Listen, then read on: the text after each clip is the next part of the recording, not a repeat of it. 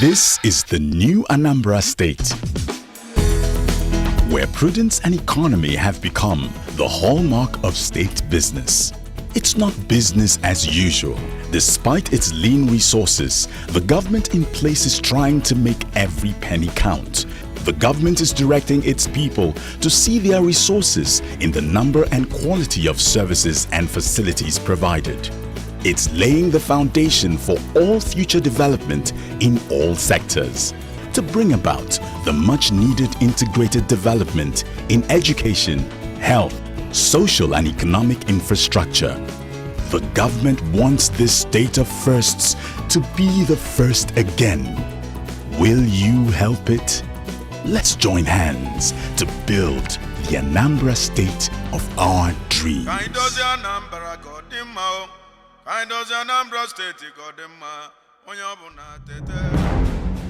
There is a striking similarity between marketing and political leadership. If you don't implement the right strategies that will deliver results, you're certainly not going to be an acceptable brand. In Anambra State, life is going on at full throttle everywhere you go, which perhaps suggests that the Governor Peter Obi's administration has tweaked its strategies right to consistently deliver results. He has gone into multi-sectoral development under ANIDS, involving development of all areas, not just concentrating on one or two to earn some popularity. He's not interested in popularity. His work is speaking for him. For the first time in this state, a governor is embarking on water scheme, erosion control. He's gone into schools, hospitals, and foreign investors are getting more comfortable to come into Anambra State because of his financial prudence. MDGs, they have rated Anambra as either second or third in the whole country. And there's now federal presence in Anambra State. He continues his prudent financial management, performing wonders, doing things that normally would have been deemed impossible with the lean resources that come to the state, because we are not an oil producing state. But he does so many things that people have continued to wonder up till now how he gets the money for it. It's a prudent management of financial resources that has done that. It is so clear that he has a plan, he has a vision for Anambra State. And a walk around the state clearly shows some things on the ground in terms of educational institutions, hospitals, roads, and then some other things. It is so clear that something is happening in Anambra State. He has helped to ensure that some of the state hospitals are sufficiently equipped, that they have regained their accreditation for residency programs and house pre-registration house job programs. Water project he has tackling it piecemeal, and I think that's the way it should be done. Words they say are cheap, so let the facts continue to speak.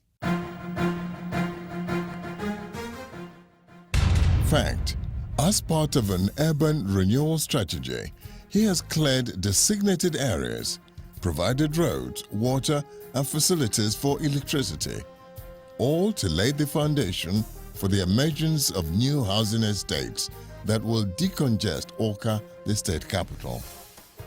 Fact: the agricultural sector has been boosted, with grants running into billions given to farmers to improve their produce. And for aspiring farmers, he has built new structures for better learning in the Anambra College of Agriculture. Fact: rural communities now have access to clean water through the government's small town and rural water schemes dotted throughout the state. Fact: the Obi administration has commenced the building of a new stadium in Awka, the state capital. Meeting the Millennium Development Goals has been a daunting challenge, considering the level of decay in the state's infrastructure, when Obi assumed office almost 8 years ago.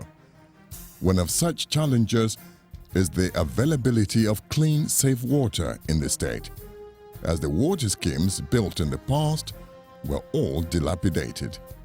When we came on board, there's no functional water scheme in the entire state. Our approach became short-term, medium-term, long-term. What is the short-term position? Do as many boreholes as possible, especially within schools, which we are still doing some. As of today, we've been able to do approximately 500 boreholes. These are in different towns. You see it in our adverts, so the towns know they exist. And within schools and healthcare centers, because it's critical. So Governor B wasted no time in tackling head-on the provision of water to ease the burden of the people, saying that access to safe drinking water has a direct bearing on the health and well-being of the people of Anambra State. Partnering with other developmental agencies like the European Union, UNICEF, and the federal government of Nigeria, the Obi administration, through the State Ministry of Utilities and Water Resources, has recorded successes by installing new water schemes, revamping and expanding existing ones in categories such as urban, rural, and small-town water schemes.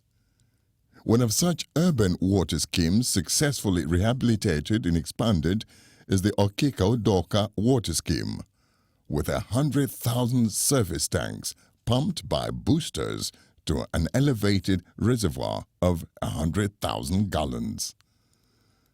Residents of the area now have potable water in their houses, with water meters attached to record consumption for easy and accurate billing. The Akuzu Ifite water scheme is on stream, with the capacity to supply water to parts of Akuzu and Dunu in Oyi and Dunukofia local government areas respectively. It has installed a surface tank of 50,000 gallons, 3 boreholes, and 2 new 150 horsepower boosters. It has the capacity to pump water through a reticulation of nearly 10 kilometers. To cover other parts of Dunukofia and Njikoka, the Njikoka-Dunukofia water scheme is now functional. It has an elevated reservoir of 100,000 gallons being supplied by 2 new boreholes. It also has a 350 kVA standby generator. The water scheme currently supplies water to Ukbo, Aba, and some parts of Abagana and its environs. Another major achievement of the Obi administration in the area of water supply is the successful rehabilitation of the Obizi Uga Regional Water Scheme. Water from the Obizi Natural Spring is pumped into a treatment plant, where it is further pushed by boosters to 14 nearby towns. Water from this facility is stored in various elevated reservoirs, some far away as Ibuku, Akbo, Oyeuga, Ekulobia, Isofia, and Nkpologu, all in Agwata local government area. Residents of Nnewi are not left out in this scheme, as they now enjoy clean potable water in their households, as the Obi administration, through the Anambra State Water Corporation, has successfully rehabilitated the Nnewi Zonal Water Scheme that has not been functional for years. The reservoir holds up to 200,000 liters of water. The unique feature of the Ubaha Amensi water scheme in Agwata local government is that it is powered by solar energy and has a 3,000-gallon storage tank. With over 180 of such schemes dotting the state, the governor has put them onto the Water Sanitation Health Committee, RUWASA, of each benefiting community to ensure security and proper maintenance. We always buying tanker waters, or we go to Achina here and get drinking water before. Yeah. But now, we are very happy. We are not going any other place to purchase water. There's water here now, done by Ruasa. In this area, water is the most precious commodity. Water can sell as much as the man who has it puts it. So people are very, very happy. Before now, people think that there is no water underground water in this area, but this government have proved them wrong. We have this kind of facility here, one up there, and 3 other places that are powered with generator. But we have 2 that are powered with solar. So it is really a very big thing. People are very happy because it has never happened before. Still under the Millennium Development Goals initiative, a total of over 500 water schemes have been installed in various schools and health centers throughout the state, providing clean, safe water to students and primary health institutions. When Obi assumed office, the local government's infrastructure were either dilapidated or non-existent. So for those who lived in the rural areas, reaping the benefits of democracy was something they only imagined but never experienced.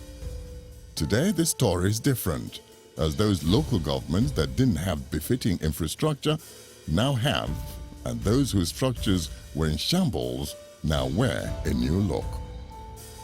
Onitsha North local government now operates from its own complex, with 2 new administrative blocks befitting a local government council. Other structures are still under construction to accommodate more departments for better service delivery. The same goes for Dunukofia local government, as it now enjoys this beautiful edifice built in collaboration with the state government.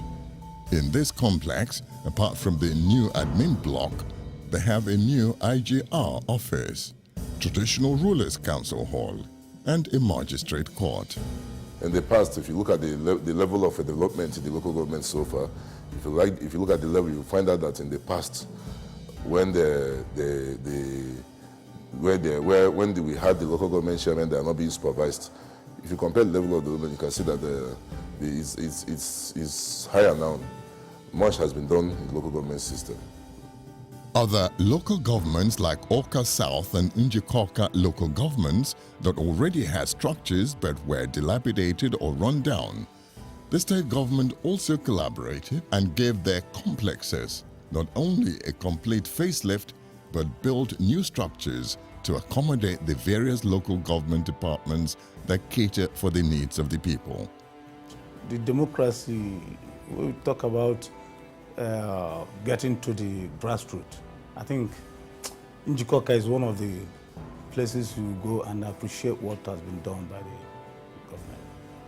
We have good health centers built, new ones by this government. And you know, health, people get sick and need attention.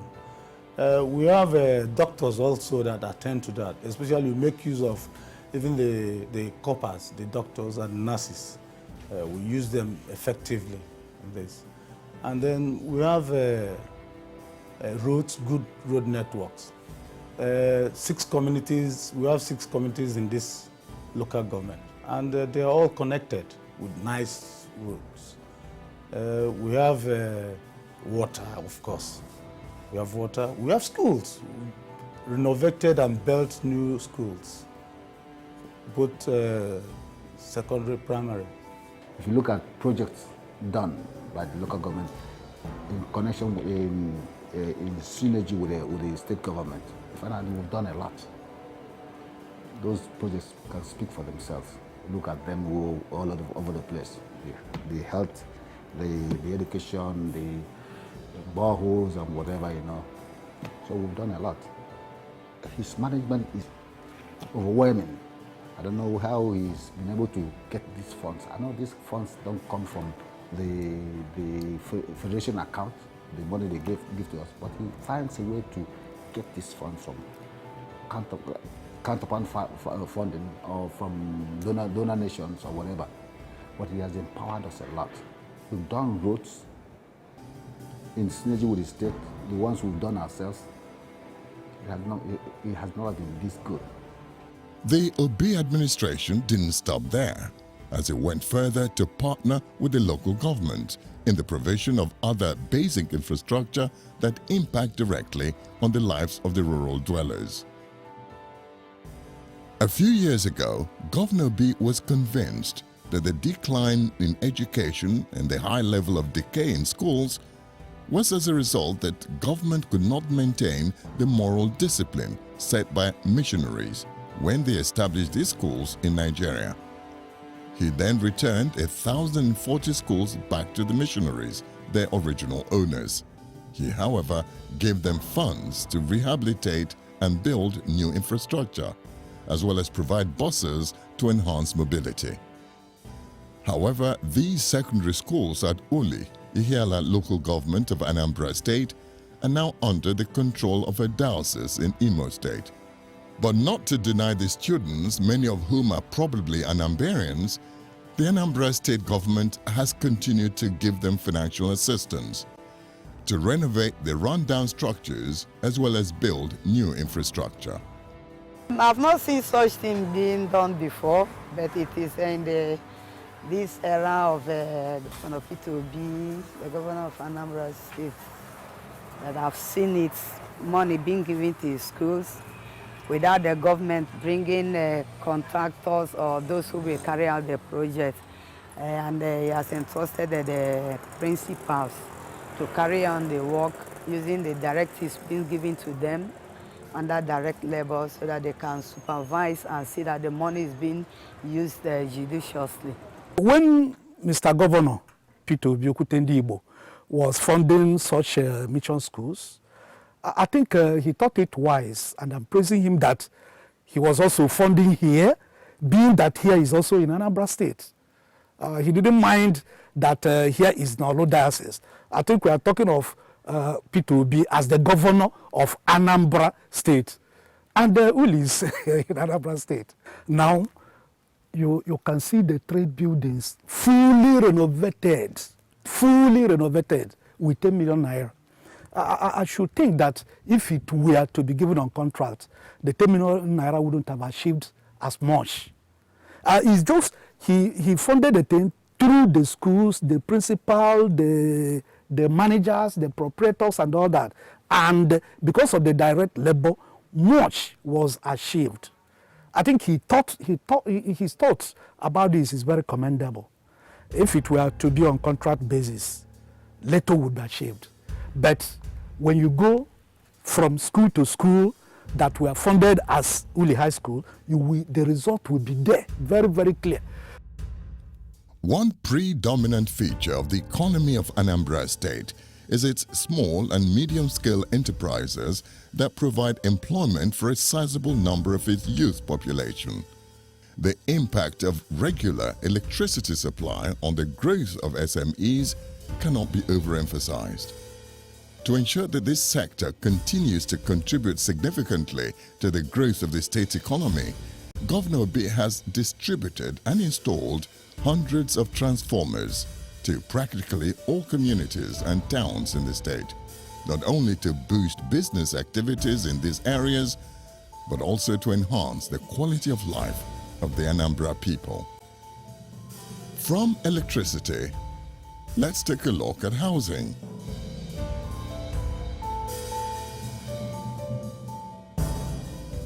In an attempt to decongest the state capital, the Obi administration, through the Anambra State Housing Development Corporation, has created new layouts for those interested in building houses. The Ngozika Estate 1 and 2 are witnessing massive patronage as a new residential area has emerged. Its success is due to the fact that the government has provided in these areas the basic infrastructure.